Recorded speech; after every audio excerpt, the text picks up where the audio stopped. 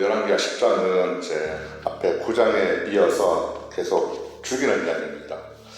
아합의 가문의 사람들을 전부 다 이제 멸절하는 이야기인데요. 오늘 10장을 보게 되면 36절까지 있습니다. 36절까지 있는데 내용을 좀 이렇게 우리가 좀 나눠서 보면은 1절부터 11절까지는 이제 아합의 가문의 왕자들, 아들들을, 자손들을 70명인데 그들을 다 죽입니다. 그리고 이제 12절부터 31절까지는 거기에 아합의 가문에 속한 사람들하고 또 이제 뭐 유다의 왕 아시아의 형제들 42명, 그리고 이제 그 뒤에는 바알을 숭배하는 자들을 이제 모두 살해하는 그런 이야기가 나옵니다. 그리고 이제 마지막으로 끝으로 이제 32절부터는 이제 36절까지 이제 예후가 죽는 이야기가 나옵니다. 오늘 1절부터 이제 11절까지는 이 아합의 가문, 이제 왕가의 아들들이 이제 살해되는 이야기가 이제 기록이 되어 있죠. 이제 앞에서 우리가 9장에서 보면은 예후가 아합의 궁이 있는 이스라엘에서 요람과 또 아하시아와 또 마지막으로 왕후 이세벨을 차례대로 죽인 후에 이제 예후가 아합의 가문을 오늘 이제 계속 이어서 진멸시키게 됩니다. 예후가 이제 북이스라엘의 왕이 되면서 자기가 원하는 대로 이제 나라를 다스리기 위해서 모두 다 죽이게 되는데 이 아합의 자손들을 전부 다 죽이는 이유가 뭘까요?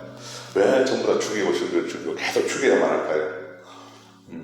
그 죽이는 이유가 이제 아합의 가문이 반란을 일으키는 것을 미리 차단하기 위해서입니다. 또 백성들을 자신에게 충성하도록 만들기 위해서입니다. 이제 9장에서 보면은 예후가 왕이 되었습니다.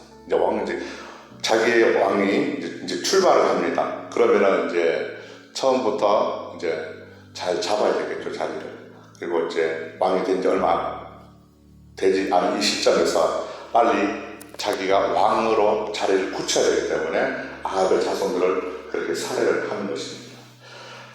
아합의 가문을 이제 모조리 진멸시키기 위해서 모두 다 죽이죠. 예후가 이렇게 피를 흘리면서까지 이제 아합의 가문을 멸하는 것은 하나님께서 이제 그 전에 말씀하셨는데 그대로 이루어지게 됩니다.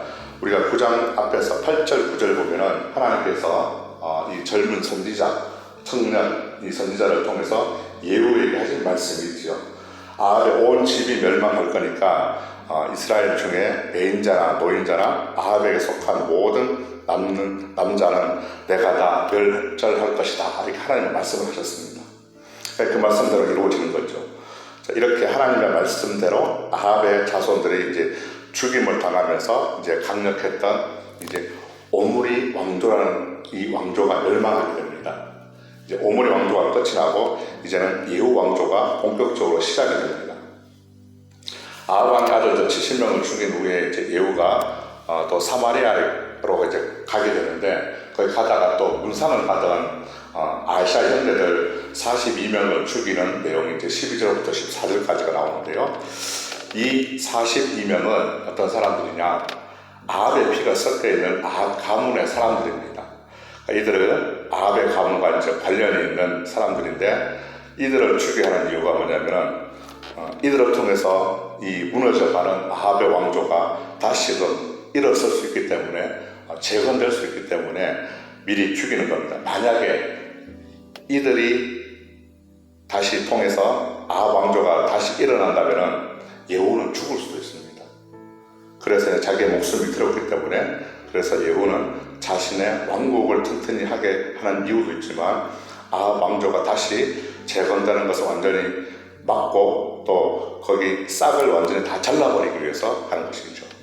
또 이제 이렇게 이제 예후가 사마리아로 가는 길에 그 집안에 hun상을 가던 사람 42명을 죽이고 난 후에 보면은 그 다음에 어떤 일이 있었냐면은 15절부터 17절까지 보시면은 레갑의 자손을 만납니다. 자기 친구인데요, 오래된 친구인데 레갑의 아들 여호나답을 만나가지고 결탁을 하는 장면이 나옵니다. 손을 잡고 이제 우리 같이 일하자 하는 장면이 나옵니다. 레갑의 자손들은 어떤 사람들이냐면은 종교적으로 보면은 그들은 존경받는 사람들입니다. 금육주의자들인데요. 오직 하나님을 바라보면서 그들은 경건한 생활을 하는 그런 사람들입니다. 사치도 절대 안 하고 자기 집도 없습니다. 그냥 천막에서 사는 사람들입니다. 우리는 이렇게 좋은 집에 살지만 그들은 하나님을 믿는데 나는 이렇게 더 좋은 집 필요 없다. 이런 거 다 필요 없다 하면서 그냥 천막에서 생활을 하면서 사는 겁니다. 예후는 이제 종교적으로 그렇게 존경받는 레갑의 아들 여호나답과 이제 손을 잡고 결탁하는 이유가 있죠. 바로 종교 개혁을 하기로 했습니다. 15절에 보면은 예후와 여호나답의 이제 같이 대화하는 중에서 그들이 오랜 친구라는 것을 우리가 알 수 있습니다. 정말 친한 친구를 오랜만에 만나게 되는데요. 오랜만에 만나가지고 서로의 안부를 묻고 또 서로를 향한 그 진실한 마음이 두 사람이 오래된 친구라는 것을 우리는 알 수 있습니다. 그들이 이렇게 만나가지고 둘이 마음을 합해서 손을 잡습니다. 16절에 보면은 예후가 여호나답에게 이렇게 말합니다. 야 친구야, 우리 같이 가자. 나와 함께 가가지고 네 눈으로 직접 봐라. 그래서 하나님을 위한 내 열심을 한번 네가 봐주라 이렇게 얘기합니다. 그리고 이제 둘이 같이 가가지고 한 병거에 타고 가다가 사마리아에 남아있는 아합의 잔존들, 그 속한 사람들, 남아있는 자들을 모두 다 죽이게 됩니다. 자, 예후가 여호나답에게 우리 같이 가서 나의 열심을 보라 그랬습니다. 여기서 열심은 바로 예후가 하나님을 향한 열심이 얼마나 강한지 알 수가 있는 대목입니다. 그러니까 하나님을 향한 예후의 선한 열심이 있음을 보게 되죠. 이 예후의 열심이 이제는 종교개혁으로 이어지게 됩니다. 이 종교개혁은 선지자 엘리야에게 하신 그 말씀과 같이 되는데요. 그래서 이제 하나님께서 엘리야 선지자가 살아있을 때 말씀을 하셨습니다. 그럴 것처럼 하나님의 섭리로 예후를 통해서 종교개혁을 하게 됩니다. 그 예후의 종교개혁이 하는 얘기가 18절부터 28절까지가 나옵니다. 그리고 이제 그 뒤에는 바알을 거기에 이제 안에는 이제 바알을 또 예언하거나 뭐 바알을 숭배하는 그런 사람들을 모두 다 죽이는, 그러니까 바알에 관련된 사람들을 모두 다 죽이는 그런 이야기가 나옵니다. 그런데 29절에 보면은 예후는 자기는 금송아지를 계속 숭배하게 됩니다. 금송아지가 우상이잖아요. 이것을 볼 때 예후가 단행한 종교 개혁은 정치적인 것이라는 것을 우리가 볼 수가 있게 됩니다. 종교 개혁의 목적은 무엇일까요? 신앙의 회복입니다. 우상을 제거해서 하나님께로 믿음을 향하기 위한 것인데 바알을 숭배하는 사람들은 다 죽이게 됩니다. 근데 예후 자신은 금송아지를 섬기는 죄는 오늘 29절에 보면 떠나지 않았다고 그랬습니다. 남들은 다 우상 숭배하면 다 죽여버리는데 진작 자기 자신은 우상을 계속 끝까지 숭배합니다. 우상을 놓지 않게 되죠. 그래서 금송아지를 섬기는 그런 죄를 계속 범하게 됩니다. 예후는 사실 이제 종교개혁의 이제 본래 목적보다는 자신의 왕국을 튼튼히 하려는데 그 목적을 두고 그 개혁을 이용한 것이죠. 그리고 이제 하나님께서 예후에게 말씀하시는 장면이 이제 30절에 나옵니다. 보면은 이제 하나님의 뜻대로 이제 아합의 가문에 그 행한 것을 하나님은 칭찬을 하십니다. 하나님은 예후에게 그래 잘했다. 내 마음을 따라했으니까 네 자손이 너를 위해서 이제 4대를 이렇게 지낼 것이라고 말씀하십니다. 그렇지만은 그 예후가 전심으로 하나님의 말씀을 지켜 행하지 않고 또 죄의 길에서 떠나지 않았습니다. 예후는 28년간 북이스라엘을 다스리고 그는 결국 악한 왕으로 기록되어서 사마리아에서 죽었다고 기록을 합니다. 예후는 북이스라엘 10번째 왕이죠. 근데 이제 이 자기가 자신의 나라를 세우기 위해서 오늘 보면 종교개혁을 단행을 했습니다. 그런데 그 아합 왕 가문의 심판과 우상을 제거하는 그 일로 인해서 예후의 왕조가 4대를 이어지는 하나님의 약속을 받습니다. 칭찬을 받았죠. 그래서 이제 하나님의 약속대로 예후가 28년을 통치를 했는데 그 통치한 28년을 빼고 이제 4대에 걸쳐가지고 그 뒤에 자기 아들 여호아스 나오고 또 요아스, 여로보암 2세 그리고 이제 스가랴에 이어가지고 모두 89년을 이제 북이스라엘을 다스리게 됩니다. 여호는 자신이 숭배하던 금송아지를 버리지 못했습니다. 남들은 다 종교개혁을 하고 우상 숭배하면 다 죽였지만 자기 자신은 금송아지를 버리지 못했습니다.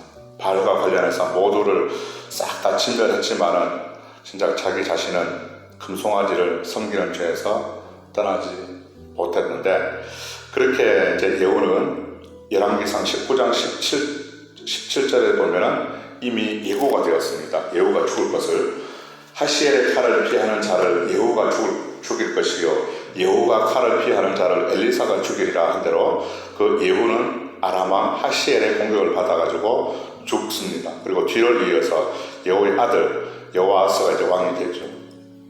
여기까지가 이제 성경 이야기입니다. 저는 이 예후를 보면서 이런 생각이 들었습니다.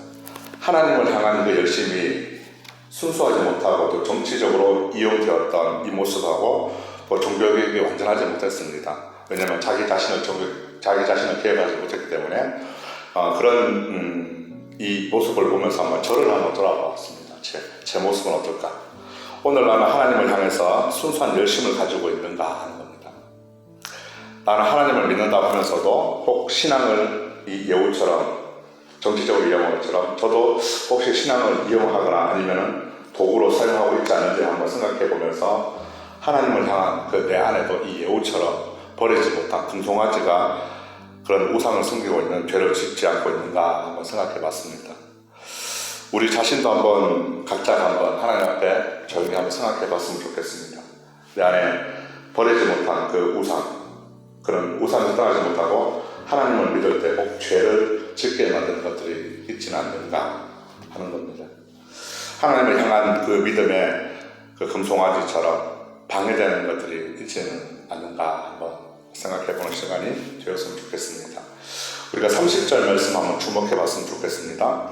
30절에 하나님은 예후에게 이렇게 말씀하셨습니다. 네가 나 보기에 정직한 일을 행하되 잘 행하여 내 마음에 있는 대로 아합 집에 다 행하였은즉 내 자손이 이스라엘 왕위를 이어서 4대를 지낼 것이다 말씀하셨습니다. 저와 여러분의 믿음이 이렇게 하나님의 말씀대로 정직한 일을 우리가 행하는 자가 되기를 바랍니다. 또 그리고 하나님을 향해서 순수한 열심을 가진 자가 될 수 있었으면 좋겠고요. 또 하나님의 뜻대로 행하는 자가 되어서 저와 여러분의 가문에 우리 가문의 자손 대대로 하나님의 복이 임하는 그런 믿음의 가문이 다 될 수 있기를 예수님의 이름으로 축복을 합니다. 기도하겠습니다. 하나님 감사합니다. 예후의 모습을 다시금 오늘 보게 됩니다. 하나님을 향한 그의 열심이 있었지만 자신의 우상은 떠나지 못한 그런 모습을 통해 우리의 일을 한번 돌아보게 하옵소서. 주님, 이 땅에서 살아가는 동안 거룩한 하나님의 자녀로서 우상을 떠나 하나님을 온전히 믿고 또 의지하는 믿음의 성도가 다 되게 내 안에 우상을 섬기는 죄를 짓지 않게 하시고 또 하나님께 정직하며 하나님의 마음에 합당한 길을 우리가 걸어가며 행하는 자로 하나님의 영광을 드러내는 믿음의 성도가 다 되게 하여 주옵소서. 예수님 이름으로 기도합니다. 아멘.